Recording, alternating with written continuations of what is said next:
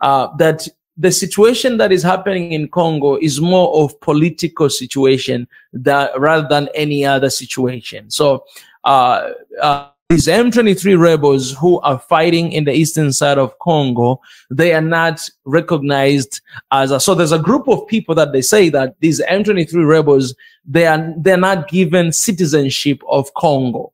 They're not recognized as Congo, but they are Congolese. They are Tutsi who are Congolese. Some people are saying that. And also some people are saying that, no, these M23 rebels, these are Tutsis who came from Rwanda and coming to take advantage of Congo and the eastern side of Congo. So there's these two sides of the story.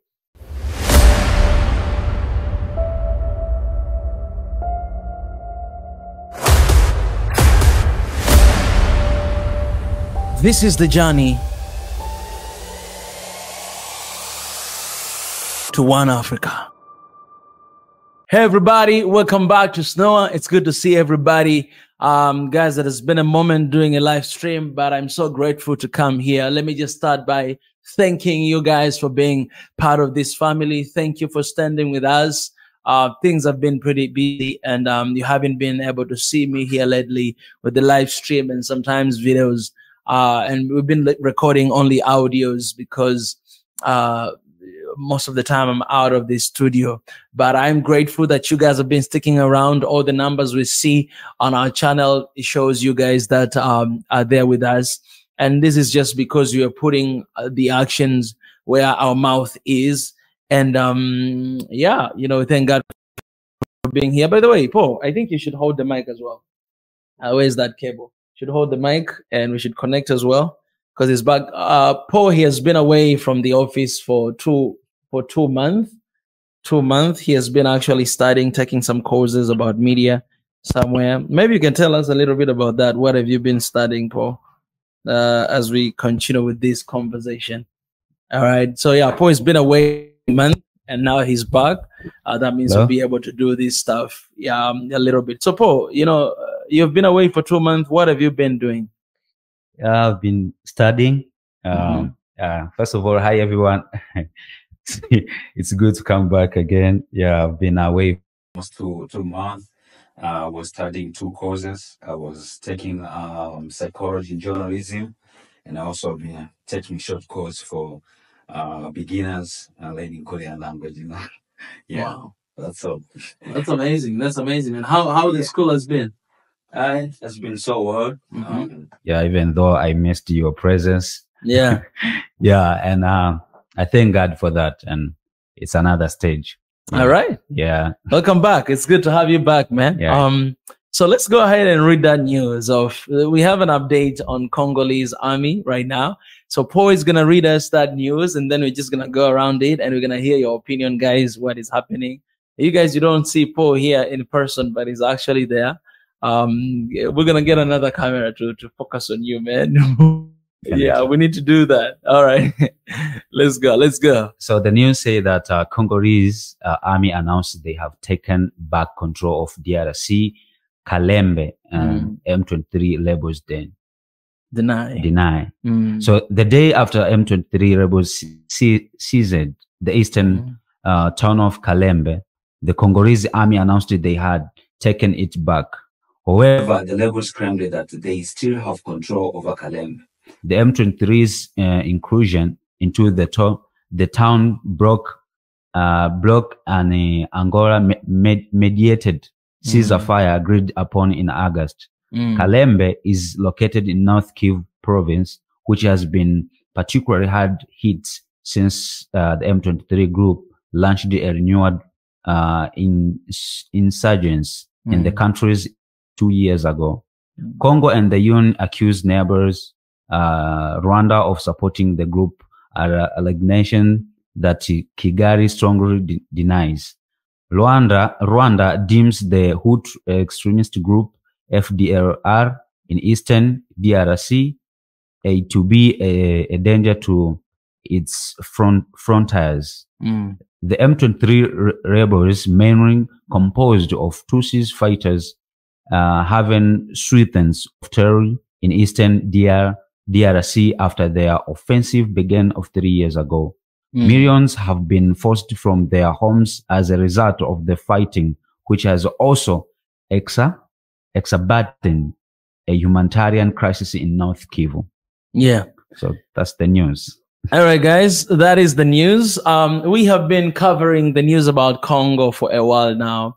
And I got to say this, guys. First of all, I have one brother from Congo who lives in South Africa right now. He's a Pan-Africanist, and we have already spoken about having a conversation on the issue of Congo. And also, you know, I think he will, when I had a meeting with him here in Tanzania, he gave me 4 different scenarios to explain what is happening in Congo. Actually, 4 different angles, right? You might know only one, perhaps that one is supporting M23 rebels, but there's 4 different angles. And all these approach, if you approach them, if you talk about them, they all seem to be true. And it was very fascinating to me. So I asked him to come along, and I think he's going to come here to have a conversation about that, because I think it's very important for our people and for us to hear all these 4 different angles you can explain about the issue that is happening in Congo. So Congolese army announced that they have taken back control of DRC Kalembe, and M23 denies. So I don't know what is the truth and what is not the truth. So as I was saying, Congolese army announced that they're taking back control of DRC Kalembe, but M23 rebels denies. First of all, it's a good news that Congolese army announced that have taken back Kalembe region. But also it's not a good news that M23 says that, you know, they've not taken, they're still in control. You guys, you know that Angola, it was one of the countries that was chosen to be mediator between Rwanda and Congo. And I think they started those meetings on August, you know, this year, but so far nothing has been attained. You know, there's dramatic scenes happened actually in France when they were having this summit between France country that's speaking in French, in French.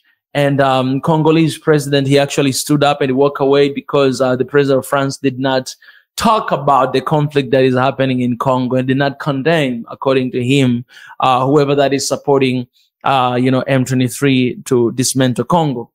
So this issue, to be honest, is very intense and is very complex. You know, and I really don't know. Sometimes I have nothing to say, really. Sometimes I really have nothing to say. But one thing that I'll always come here and to talk about it is to call upon our people to be united, to call upon our Congolese people to be united, to call upon African countries as well to stop what is happening in Congo. But there's one approach that I think I've heard this a lot of times. Those who are accusing Rwanda and accusing Paul Kagame of supporting M23. When I had an opportunity to go to Rwanda, there's one scenario that Paul Kagame, he said, and actually PLO, remember my African dad, professor, he also mentioned about it. He mentioned about that the situation that is happening in Congo is more of political situation rather than any other situation. So these M23 rebels who are fighting in the eastern side of Congo, they are not recognized as so there's a group of people that they say that these M23 rebels, they're not given citizenship of Congo.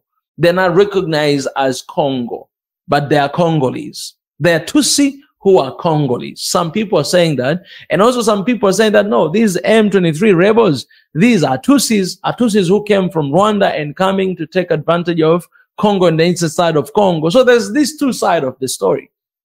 So for instance, you can take an example of Tanzania, that you have a lot of Congolese actually in Tanzania. You have Rwandese, you have Burundis, people who moved long time ago to Tanzania due to the wars that are happening in these countries to find a shelter.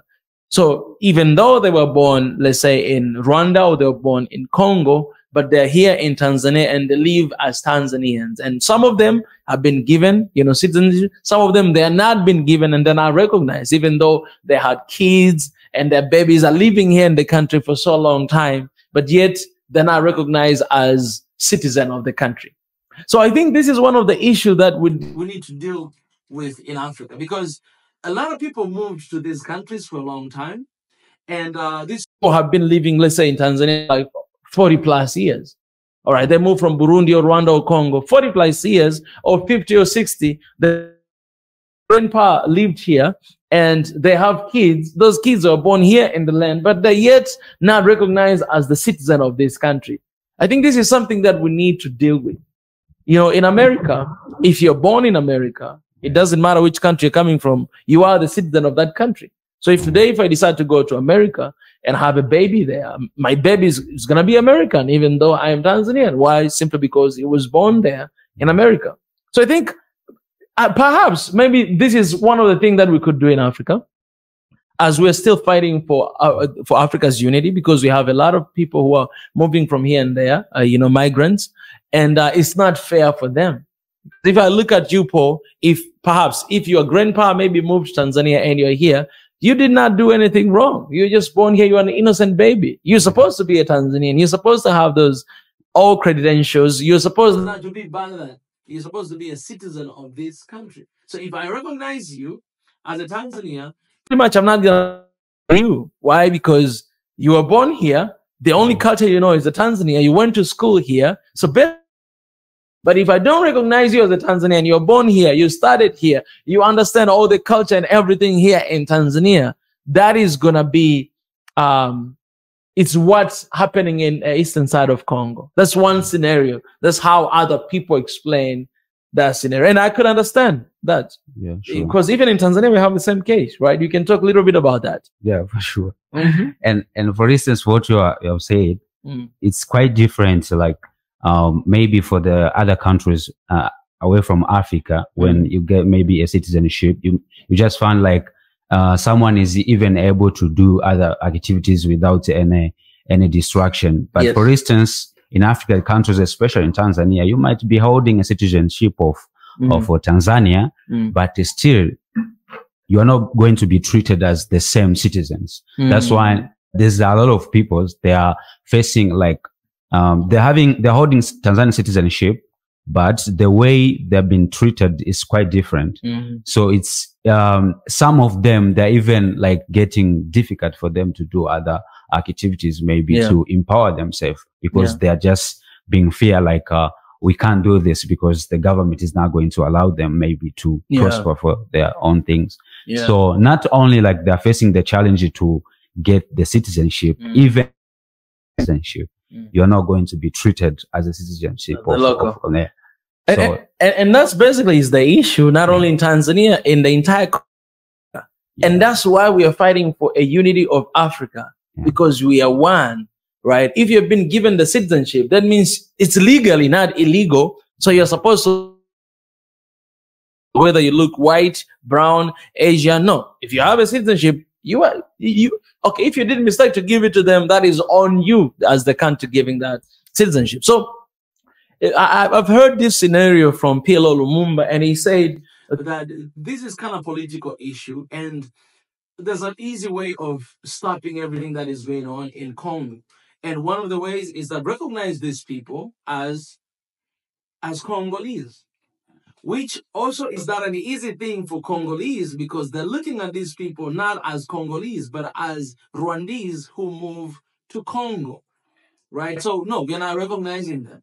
So if you're a third person like me, you can understand both scenarios. You can understand why Congo, they're upset. You can understand why Congo is, because not only upset, but because people are being killed every single day. So basically, I can understand the scenarios of both places, you know, but I think it's a time for African Union to really, and our countries to really think about this critically, because there's a lot of issues going on in the continent. Like take an example of Sudan. A lot of Sudanese people move to a lot of countries in the continent. So imagine, we don't pray for this war not to end. We pray for it to end as soon as possible. But what if these people, they move to, for example, they move to Tanzania, they're going to stay here for 50 years, 60 years. They'll have babies here. Those babies will be born here. You can't call those babies Sudanese. They're born here. They're basically Tanzanians because they're born here in Tanzania, right? So they're going to school in Tanzania. They learn the culture of Tanzania. They might know things about Sudan because of their parents. Maybe they'll teach them their culture, but basically they're here. it's already their home, their safe home. So why don't you treat them as the local people, as the normal people, because they were born here? Like, hey, maybe we need to find some people from the immigrations and whatever to have that conversation. You know, I have a friend of mine. Yeah. She's in the US. And one day I was on TikTok and I saw her video. So actually she was born here in Tanzania, but her parents were Congolese. And they moved here in Tanzania. And then that's when she was born here. So after then they went to US. So she was trying to say like how, like, she was trying to reason herself, like, am I a Congolese or a Tanzania? Because I was born in Tanzania, but my parents were from Congo. But she said, for me, I think I'm a Congolese. And the reason why she was saying that she's a Congolese, she was trying to say, like, I can't call myself a Tanzania because of the treatment they were receiving here in Tanzania. Like Tanzania, they were treating them so badly. So she has a hate for Tanzania because of that. And then now she don't want to accept that, like, she was even born here in Tanzania because of that. Yeah. So this thing can even cause like someone to have that hateful for a particular nation because of the treatment that they're receiving because they are refugees. Yeah. But by the way, that is, when you hear Tanzania, that is just we could mention any country. I mean, Tanzania right now, that's why we're saying Tanzania, but every single country in Africa, we are facing this issue right now. We're talking about the issue of Congo and what is happening there and why these things is happening, because it's very important to know why it is happening. For me, I think it's more, for me personally, I think it's more than just, you know, fighting for the richness in Congo. I think it's more than that. I think it's deeper than that. For me personally. Everybody is allowed to have an opinion, but for me, I think it's more than that. I think when someone believes that this is my country, this is my land, I will tell you the truth, that they will be willing to die for it. That's what happened with Masai in Ngorongoro. They don't want to move because this is my country, this is my land. Why are you moving me? I'm not going to go anywhere. And I think that is the case in Congo as well, because all these rebels, I'm not defending them. They're doing massacres, and I think they should pay for what they're doing. I think these people, they should be held accountable for what they're doing. And these killings of innocent of Congolese people must stop at all costs. But that's one of the reasons why Vietnam, they won the war against, you know, Americans, because they fought as if everything depended on everything. They were fighting for their lives. They did not have a second option. They were fighting for their land. They were fighting for everything. You know what I'm saying? So they're ready to give anything and they don't care about nothing. So recognize them. And this message is not only for Congo, but it's for the entire continent of Africa. We have issues going on in Sudan. What are those babies are going to be called? Yes, they can still have their roots of Sudan, but as long as they're born in this country, we should look at our policies and try to adjust that. So, okay, if we don't want these people to become Tanzanians or to become Kenyans or to become Congolese or Rwandese, then okay, let's close the borders then, not allowing them to come, as even refugees, not allowing them to come. That's why I say African cannot be refugee in another African country. They are Africans, they're not refugees. So when they come to our countries and have children, those children, they should have the same right as the local people because they're born here in the land. They're born here in the land. Okay, think about the opposite. You're from this country, you're going to be born in Kenya, and then you're being treated there as an illegal immigrant. How does that feel? And you're still in Africa. Africans can never be legal immigrants in African continent because they are Africans. So wherever they go, it is their home. This is their place, as full stop. That's what I would say. So guys, I want to know something. I'll come here to have a conversation with my brother from Congo, and Paul will be here to talk about this. But I want you guys to let me know, what do you guys think about the conversation we just had it here? Because our vision is to unite the continent and not to divide. Our vision is not to point fingers at one another. It's to bring our people together and to find the root cause analysis of what is happening. That is our vision, to have one Africa in our generation. So how can we have that one Africa?